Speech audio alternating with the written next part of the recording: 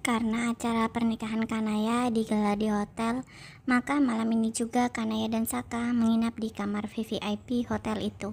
Sedari tadi, Kanaya menunggu momen yang tepat untuk berbicara dengan Saka. Tapi Saka dari tadi siang sepertinya menghindari kontak mata dengannya. "Hei suami, kenapa sibuk banget sih?" tanya Kanaya ketika melihat Saka mengobrak-abrik isi tasnya. "Nyari baju lah, mau mandi, gerah," jawab Saka galak. Aslinya Saka deg-degan menahan nafas karena satu kamar dengan Kanaya membuatnya salting. "Oh, mau gue bantu?" "Nggak usah, nggak butuh," ucap Saka yang sepertinya sudah menemukan baju yang cocok yang berlalu ke kamar mandi. "Ikut dong," peletak. Belum juga masuk kamar mandi, jidatnya sudah disentil oleh Saka. "Jahat banget, gue kan pengen mandi bareng suami," manja Kanaya supaya Saka kasihan. "Ngimpi," Saka berteriak dan langsung mengunci kamar mandi dari dalam. Kanaya sepertinya gagal untuk bercinta dengan Saka untuk kedua kalinya. Sepertinya nanti dia harus berusaha dengan keras lagi. Malam ini walaupun mereka tidur satu kamar, tapi bukan Saka namanya kalau mau satu ranjang dengan Kanaya. Laki-laki itu tetap teguh pendiriannya tidak akan menyentuh Kanaya. Pertama, karena gengsi, dia takut kalau ketahuan suka juga dengan Kanaya. Untuk alasan kedua mungkin terdengar klise karena dia tidak mau menjalin hubungan dengan dua wanita sekaligus. Masih ada Rasti yang masih menempel bak benalu di kehidupan Saka. Menurut cerita kedua orang tuanya, keluarga Kanaya terlihat macam gangster semua. Jadi mungkin ini akan sedikit menimbulkan masalah jika belum Saka selesaikan semuanya. Karena hari Minggu, jadi pagi ini mereka berdua bangun agak siang. Jugaan alasan yang sebenarnya adalah karena keduanya lelah.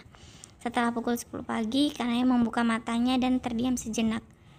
Dia bahkan lupa di mana dirinya tidur. Ketika setengah sadar, dia mencari sosok pria yang kemarin ia nikahi tak ada di sofa.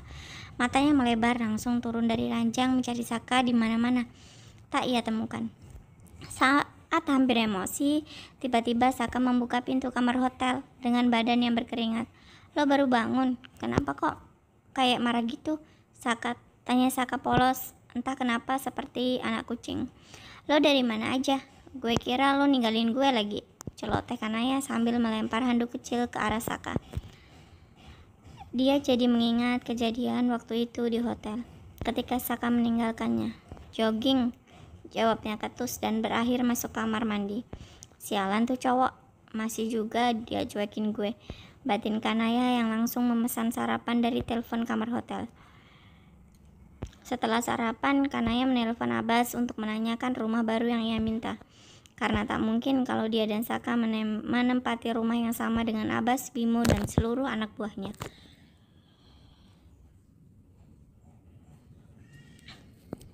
Siang itu juga mereka pindah menuju ke perumahan yang sengaja dipilih Abbas di dekat area kampus mereka, sesuai permintaan Kanaya. "Bagus juga selera rumah lo," ucap Saka ketika mendekati Kanaya saat setelah menuruni motor metiknya. Dirinya dan Kanaya memang menaiki kendaraan masing-masing untuk menuju ke perumahan itu.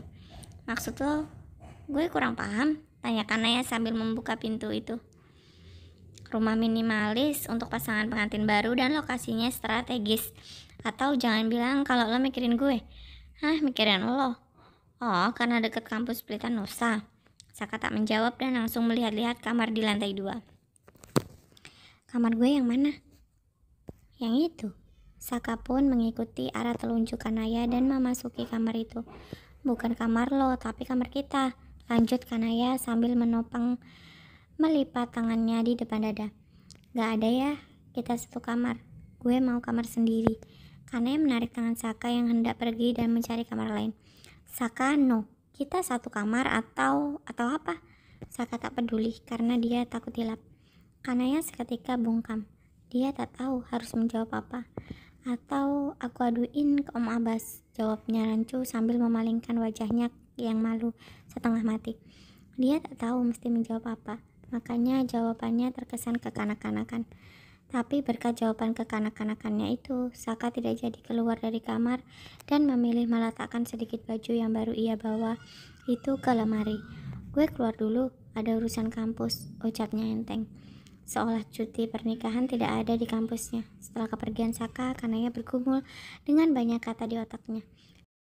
Jual mahal ya, lihat saja Saka, membuatmu menikah denganku saja perkara mudah, apalagi membuat kamu meniduriku, gerutu Naya sambil rebahan di kasur baru miliknya yang berukuran king size.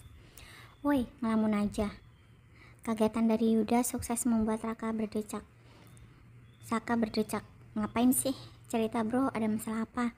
Lanjut Yuda karena yang tadi tidak mendapat respon dari lawan bicaranya. Panjang ceritanya. Palingan kalau gue cerita lo ketawa dan mikir gue halu, sahut Saka dan meninggalkan Yuda yang kebingungan.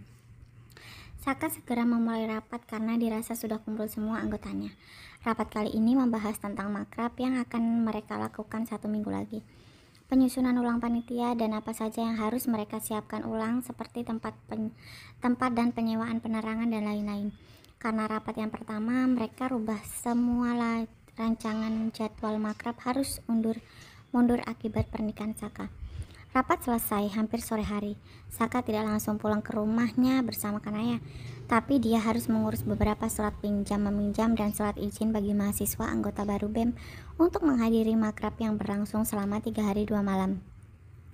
Dengan wajah kusut, Saka memarkirkan motor metiknya yang bisa dikatakan sudah butut itu ke garasi. Tidak langsung masuk, dia menutup gerbang terlebih dahulu. Karena pintu rumah dikunci, dia mengetuk pintu dan beberapa kali menelpon Kanaya karena ingin masuk rumah. Jangan bilang dia menyuruhku tidur di luar. Tadi kan dia yang mau, kita satu kamar. Ah sialan, gerutu Saka sambil terus mengetuk pintu. Tak selang beberapa lama terdengar Kanaya memutar kunci dari dalam dan perlahan membuka pintunya. Suami udah pulang, sambut Kanaya yang membuat Saka tak percaya melihat kelakuan istrinya. Dengan panik, Saka mendorong tubuh Kanaya masuk ke dalam rumah. Sebelum menutup pintu, dia celingukan, mengecek apa ada orang di depan atau tidak. Dan kemudian menutup pintunya. Apa-apaan lo Kanaya? Baju macam apa ini? Teriak Saka yang geram melihat Kanaya yang saat ini sedang menggunakan lingerie yang menerawang dan memperlihatkan belahan melon yang besar. Kenapa memangnya, hah?